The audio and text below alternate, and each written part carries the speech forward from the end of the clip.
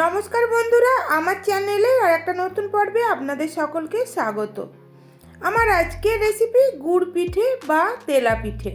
কিভাবে শুকনো চালের গুঁড়ো দিয়ে একেবারে নরম তুলতুলে জালিদার গুড় পিঠে বানানো যায় সেই রেসিপিটা আজ আমি আপনাদের সঙ্গে শেয়ার করব। তাই আপনাদের কাছে রেসিপিটা শেষ পর্যন্ত দেখার অনুরোধ রইল। রেসিপি ভালো লাগলে লাইক, কমেন্ট, শেয়ার আর আমার চ্যানেলটা সাবস্ক্রাইব করে দেবেন। পাশে থাকা বেল নোটিফিকেশান অল করে রাখতে ভুলবেন না আমার সমস্ত রান্নার আপডেট সবার প্রথমে পাওয়ার জন্য। এই পিঠেটা বানানোর জন্য আমি একটা পাত্রে জল গরম করতে বসিয়ে দিয়েছিলাম, আর দেখুন জলটা ফুটে গেছে। আমি গ্যাসটাকে অফ করে দিলাম। এইবার একটা বড় মিক্সিং বোলের মধ্যে নিয়ে নিলাম এই রকম চায়ের কাপের মাপের 2 কাপ আতপ চালের গুঁড়ো আর 1 কাপ ময়দা।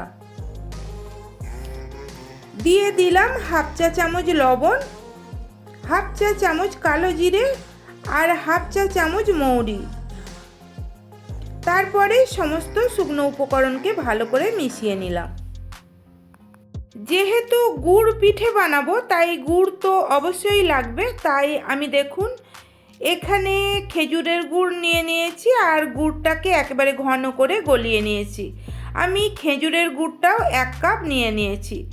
এইবার এই গুড়টাকে আমি এই চাল গুঁড়ো আর ময়দার মিশ্রণের সঙ্গে মিশিয়ে নেব। তবে গুড়টা কিন্তু আপনারা আপনাদের টেস্ট অনুযায়ী কম বেশি করে নিতে পারেন, কেননা সবাই একই রকমের মিষ্টি পছন্দ করে না। গুড়টাকেও ভালো করে মিশিয়ে নেওয়ার পর এইবার গরম জল দিয়ে এর একটা পাতলা ব্যাটার বানিয়ে নিতে হবে। আমি এখানে হাত দিয়ে ব্যাটারটা বানিয়ে নিচ্ছি, আপনারা চাইলে চামচের সাহায্যেও বানিয়ে নিতে পারেন। তবে হাত দিয়ে ব্যাটারটা বানালে ব্যাটারটা বেশি স্মুথ হয় বলে আমার মনে হয়। আর এই রকম অল্প অল্প করে জল দিয়েই কিন্তু ব্যাটারটা বানিয়ে নেবেন।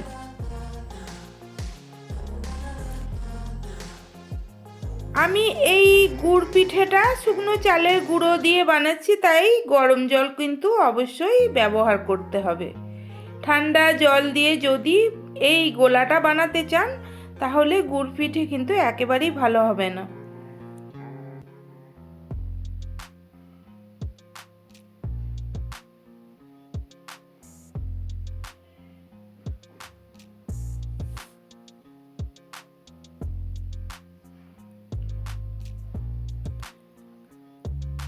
আমি এই চায়ের কাপের মোট 4 কাপ জল এর মধ্যে ব্যবহার করেছি। আর দেখুন এই রকম একটা পাতলা ব্যাটার আমি বানিয়ে নিয়েছি, কেননা এটাকে আমি কিছুক্ষণ রেস্টে রেখে দেব। আর রেস্টে রাখার পর কিন্তু শুকনো চালের গুঁড়ো একটু ফুলে যাবে, তখন ব্যাটারটা আর একটু ঘন হয়ে যাবে। এইবার আমি এই ব্যাটারটাকে ঢাকা দিয়ে আধা ঘন্টা রেখে দিলাম। আধা ঘন্টা পর ফিরে এলাম। এবার আমি আপনাদের দেখাচ্ছি ব্যাটারটা দেখুন কতটা ঘন হয়ে গেছে।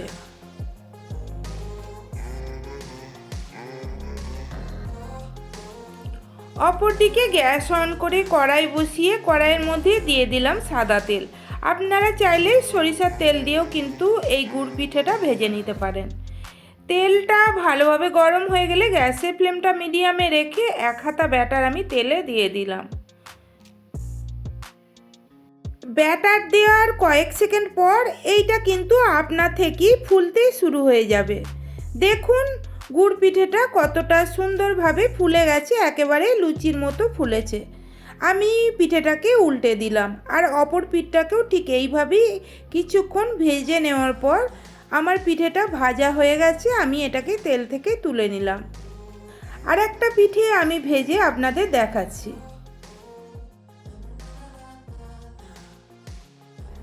বন্ধুরা, আপনাদের অনেকেরই হয়তো গুড় পিঠে ঠিক মতো ফোলে না, এইভাবে একবার বানিয়ে দেখবেন।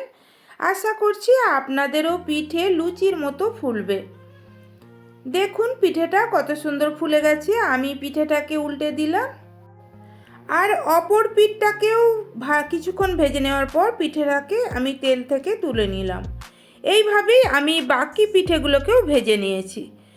এইবার আমি একটা পিঠে আপনাদের ছিঁড়ে দেখাচ্ছি কতটা ভেতরটা জালিদার হয়েছে পিঠেটা দেখুন। বন্ধুরা, কেমন লাগলো আমার আজকের এই গুড় পিঠে রেসিপি? যদি ভালো লাগে বাড়িতে অবশ্যই বানিয়ে দেখবেন। বাড়িতে বানিয়ে থাকলে কমেন্টে আমাকে জানাবেন কেমন হয়েছিল। আজকের মতো তাহলে রেসিপিটা এখানেই শেষ করলাম। আমি আবার হাজির হব পরবর্তী রেসিপি নিয়ে। সবাই ভালো থাকবেন, সুস্থ থাকবেন। ধন্যবাদ।